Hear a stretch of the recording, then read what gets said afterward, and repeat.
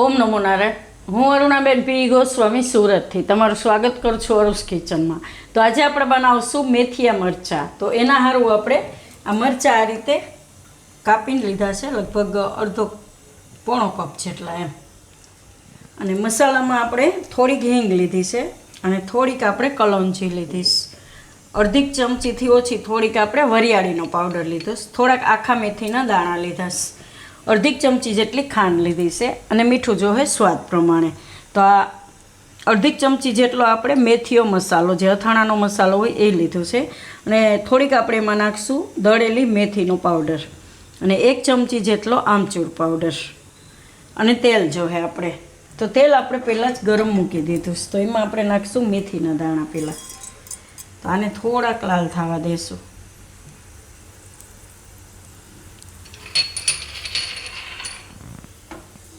તેલ આપણે થોડુંક જ લીધું છે, 2 થી 3 ચમચી જેટલું. હવે આમાં આપણે નાખીશું કલોંજી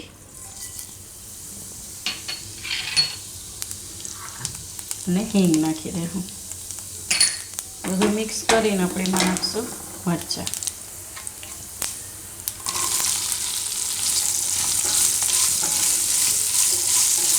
તો મરચાંને થોડીક વાર તેલમાં ફેરવશું આ રીતે.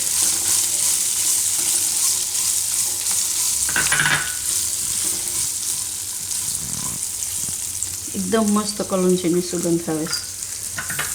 અને મીઠું નાખીશું સ્વાદ પ્રમાણે.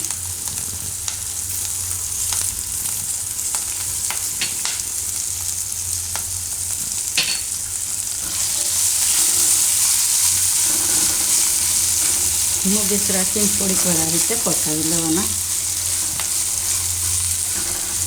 હવે આમાં બીજા મસાલા નાખી દઈશું.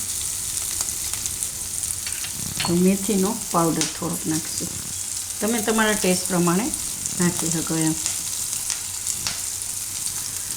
અને વરિયાળી.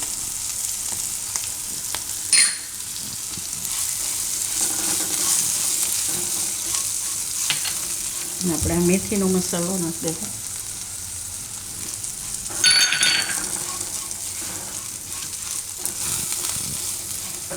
અને ખાંડ નાખી દઈશું.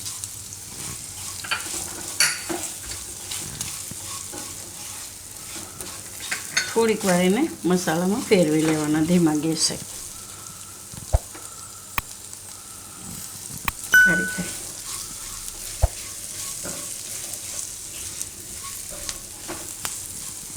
બહુ નહીં પકાવવાના, થોડાક આપણે તેલમાં જે રીતે પાકી જાય એ રીતે એને પકાવવાના. આ રીતના. આને તમે ફ્રીજમાં સ્ટોર કરીને રાખી શકો 7-8 દી સુધી. તો આપણે હાઈતમ આઈટમ આવે તો તમે એ રીતે બનાવીને શાકની જેમ આને ખાઈ શકો એમ. થેપલા કે પૂરી કે ગમે એની એ રીતે. તો ભરીને કોઈ પણ ડબ્બામાં ફ્રીજમાં રાખી દેવાના. હવે આપણે આમચૂર પાવડર નાખી દઈશું આ રીતે. ગેસ બંધ કરી દઈશું.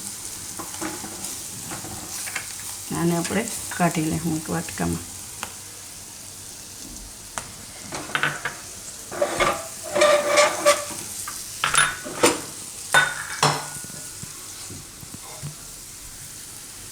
એકદમ મસ્ત લાગે છે ખાવામાં.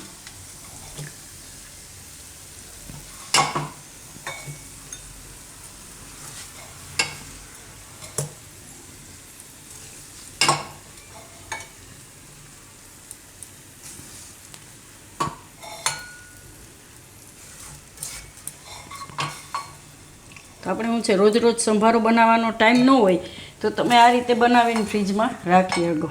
અને ટિફિનમાંય આપી શકો આ રીતે મરચાં તમે, કે સવારમાં આપણે ઇઝી પડે કામ એમ. સંભારો બનાવવાનો રોજ ટાઈમ ન હોય તો મરચાં આ રીતે તમે બનાવીને રાખી શકો એમ. તો તૈયાર છે આપણા મેથીયા મરચાં. તો જો તમને મારી આ રેસીપી પસંદ આવી હોય તો એને લાઇક કરજો, શેર કરજો અને મારી ચેનલને સબસ્ક્રાઈબ કરજો. અને બેલ આઇકન દબાવવાનું ના ભૂલતા. કમેન્ટ કરીને કહેજો કે તમને કેવા લાગ્યા આ મેથીયા મરચાં.